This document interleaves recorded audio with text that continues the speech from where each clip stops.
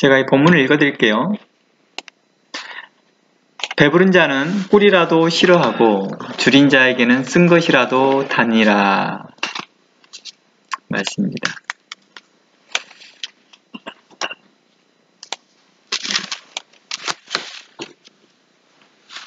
이 본문은 뭘 의미할까 생각해 보면요, 이 본문의 교훈은 절실히 무언가 필요한 사람은 그 받는 것에 큰 감사를 하지만 풍족하고 사치하고 또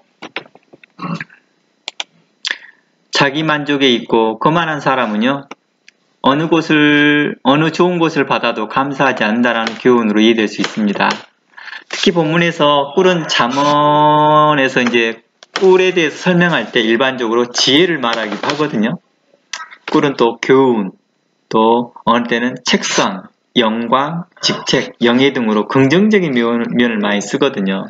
여기에서 설명하자 한다면 지혜와 교훈으로 한번 받아보겠습니다. 지혜와 교훈을 그 사람에게 있어서는 그렇게 받아들이지 않을 수 있다는 것입니다. 자신이 여유가 있으니까요.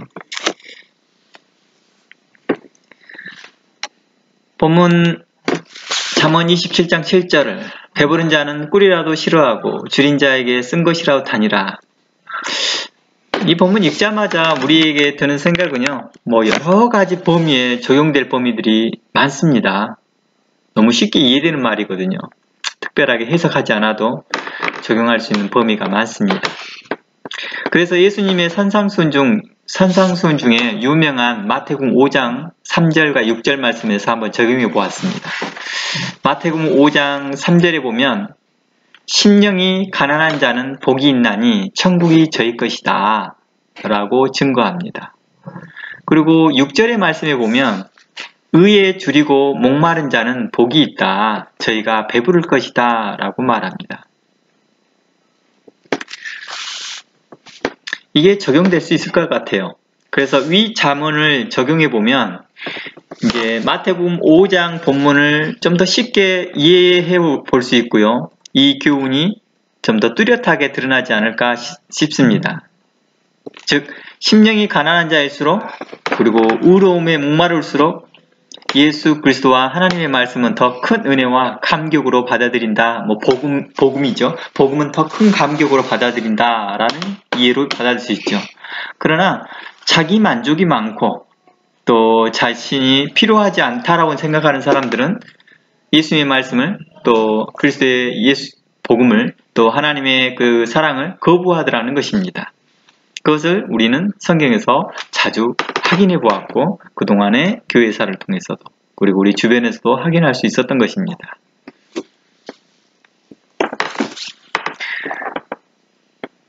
성경에서 그 한 예를 이제 좀 더 들어볼게요. 더 추가적으로요. 누가복음서 7장 40절에서 50절에 나와 있는 내용인데요. 끊어서 제가 한번 설명해 볼게요. 잘 아는 내용이에요. 성경에서 이제 성경을 찾아볼 수 있는데 여러분들이 각자 성경을 찾아보면서 보시길 바랍니다. 누가복음 7장 40절에서 50절 내용인데요. 제가 40절에서 먼저 43절까지를 먼저 읽어드릴게요. 예수께서 대답하여 가라사대 시몬아 내가 내게 이를 말이 있다 하시니 저가 가로되 선생님 말씀하소서. 가라사대 빚주는 사람에게 빚진 자가 둘이 있어 하나는 500데나리온을 졌고 하나는 50데나리온을 졌는데 갚을 것이 없으므로 둘 다 탕감하여 주었으니 둘 중에 누가 저를 더 사랑하겠느냐? 시몬이 대답하여 가로되 제 생각에는 많이 탕감함을 받는 자이니이다. 가라사대 내 판단이 옳다 하십니다. 예수님과 베드로의 이 대화의 배경은요, 이제 36절부터 보면 이제 알 수 있습니다. 36절을 보면 바로 한 바리새인이 예수님을 자신의 집에 초대합니다. 바리새인이 예수님을 초대한 사건이 한두 번 나타나거든요, 성경에요. 그러니까 바리새인들도 예수님의 말씀을 듣고 교훈을 삼고 예수님을 긍정적으로 생각합니다. 그런데 항상 그 마음 가운데에는 무언가 하나가 있어요. 항상 100%가 아니라는 것입니다. 뭔가 계속해서 견주고 시험하고 또 다른 목적이 있더라는 것입니다. 이 바리새인도 예수님을 초청하였다는 것은 굉장히 그 마음에 웰컴했다는 것이죠. 그리고 다른 바리새인들의 의식을 하지 않고 웰컴했다는 것이죠. 우리가 봤을 때는 굉장히 개혁주의적인 사람이다 라고 볼 수 있는데요. 예수님은 이 사람에게 대해서 독특한 표현을 합니다. 그렇게 집에 초대해놓고 그 집에 앉아 계실 때 한 여자가 옵니다. 여자가 오지 않았으면 어떤 현상이 나타날지 모르겠지만 한 여자가 옵니다. 아마 이것도 하나님께서 뜻하신 바가 있었겠죠? 와서 향유 담는 옥합을 가지고 와서 예수님의 뒤로 그 발 곁에 서서 울며 눈물로 예수님의 발에 적시고 자신의 머리털로 씻고 그 발에 입 맞추고 그 향유를 부었던 일이 있습니다. 우리가 너무 잘 알죠. 향유 부었던 그 여인의 모습입니다. 그때 예수님은요, 그 청한 바리새인 그러니까 이 상을 보고 있던 이 바리새인은요, 집 주인이죠. 마음에 불편함을 갖습니다. 마음에 좀 불편해요. 그러면서 속으로 이렇게 생각합니다. 아, 예수님이 진짜 선지자일까? 만약 선지자였으면 이 여인이 어떤 사람인지 알았을 텐데, 근데 가만히 놔두네. 원래 이게 부정한 여인이 이렇게 만지거나 그럴 때 선지자라면 알았을 거라는 거예요. 주인아 물러가라 막 이렇게 하든지 했을 거라는 거죠. 근데 그러지 않고 있다는 건 가만히 있다는 거예요. 그래서 예수님은 그 생각을 아셨습니다. 그래서 예수님은 그 바리새인을 들으라고, 바리새인에게 직접 말하지 않고요, 바리새인 들으라고 베드로에게 난데없이 질문합니다. 그러면서 빚을 많이 탕감받는 사람과 적게 탕감받는 사람 중에 누가 더 주인을 더 사랑하겠느냐라고 물어보게 되는 것입니다. 그런 배경 가운데 물어보는 거예요. 저는 이 상을 보면서 이런 생각도 들어요. 예수님께서 바리새인의, 우리가 지금 현재 우리가 굉장히 좀 이 성경을 보면서요, 성경 보면서 현장감이 많이 없거든요. 솔직히요. 현장감이 많이 없어요. 우리가 생각이 많이 예수님께 치우쳐져 있어요. 예수님 항상 오라. 예수님 항상 무슨 행동을 하든지 예수님한테 항상 뜻이 있어. 이렇게 생각하고 보니까 크게 이렇게 그 현장감이 떨어져요. 그런데요, 이게 그냥 목사라고 한번 생각해 봅시다. 그냥 내가 생각하는 목사예요. 평범한 목사예요. 근데 목사님이 계셔요. 근데 그 목사님을 어떤 집에서 초대를 해요. 어느 집에 초대를 해요. 그래서 그분이 그 집에 들어갔는데요. 그때 마침 동네에서 별로 소문이 안 좋은 여인이 와서 그 목사님에게 이러한 행위를 하는 거예요. 눈물을 흘리면서 발을 적시고 향유를 부으는 거예요.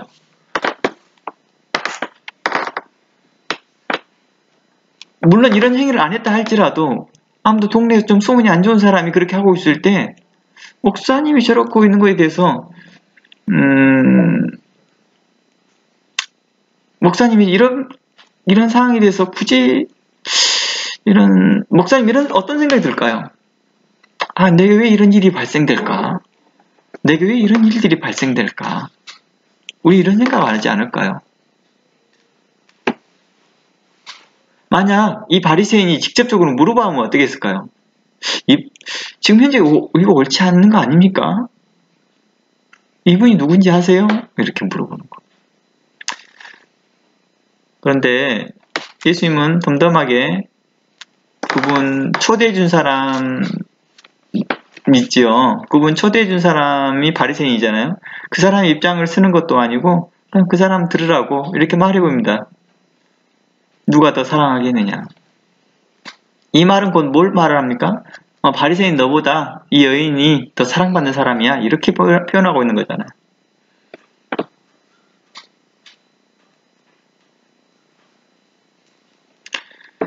성경이 종종 이러한 부분들이 많이 나타나더라고요. 오늘 본문 내용은 누가 더 사랑을 받는 내용인가에 대해서 이야기를 꺼내고 있습니다.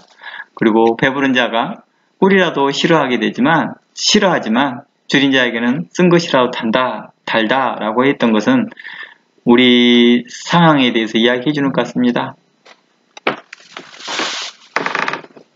그래서 제가 여러분들에게 생각해 볼 수 있는 3가지 질문을 한번 만들어 봤습니다.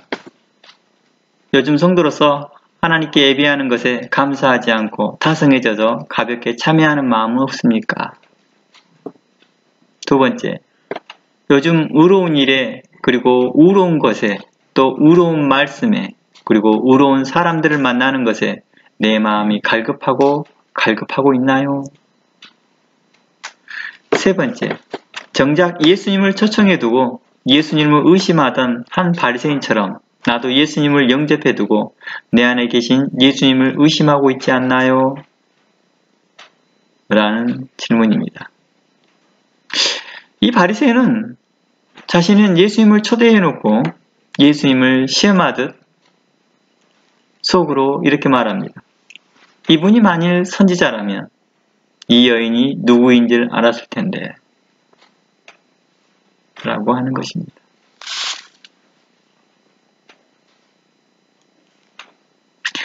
만약 여러분들이 우리가 목회자이고 또 여러분들이 사역자라는 가정하에서 해봅시다. 근데 이것을 저 사람의 속을 알아버린 거예요. 우리가 그런 때 있잖아요. 저 사람이 무슨 생각하고 있는지 알고 있는 거예요. 그럴 때 있잖아요. 그런 상황일 때 우리는 이런 말들을 그 사람 들으라는 식으로 이렇게 말할 수 있을까?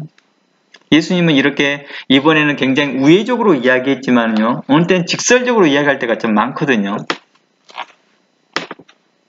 우리는 그럴 수 있을까? 2번째, 그런 목회자가 있다면 여러분들은 어떻게 생각하십니까? 경우에 없는 사람으로 생각하십니까? 목회자가 조금 공감 능력이 떨어진 사람으로 생각하십니까? 아니면 목회자가 초대한 사람의 입장을 전혀 고려하지 않고 자신의 말만 하는, 즉 이런 거죠. 직업병 걸린 사람 같처럼 또 여기서도 가르쳐 드리려고 한다고 이렇게 생각하십니까?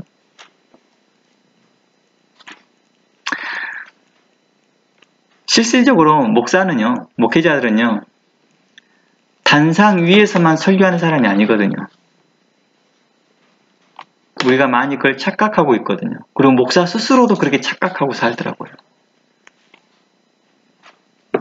그러니까 뭘 합니까? 목회자 스스로도 싫은 소리 안 하려고 그래요. 듣기 싫은 소리 안 하려고 그래요. 일반적인 그냥 모임 안에서요.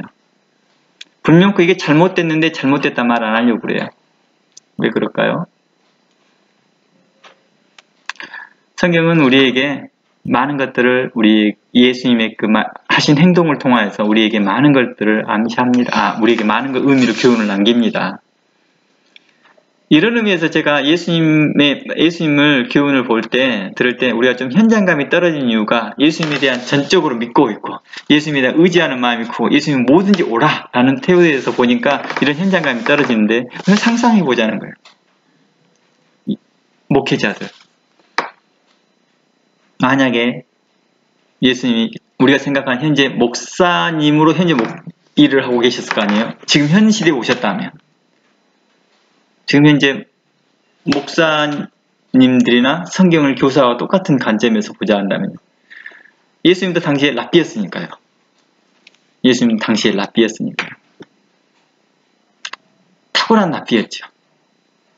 그러니까 오늘날로 말하면 꽤나 유명하신 목회자, 꽤나 유명한 성경 강의자였다고 볼 수 있고 또 꽤나 유명한 신학자일 수도 있을 것 같습니다. 바로 이러한 관점에서 우리가 성경을 바라본다면 우리의 태도가 좀 더 예수님을 뭘 본받아야 할지를 분명하게 나타날 것 같습니다. 오늘 여기까지 나누고요. 여러분들에게 드려졌던 3가지 질문에 대해서 각자 생각해 보면서 여러분들이 나눔을 가졌으면 좋겠습니다. 우선 1차적으로 기도하고 마치고요. 2부로 나눔 시간 갖겠습니다. 기도하겠습니다. 하나님 감사합니다. 우리에게 이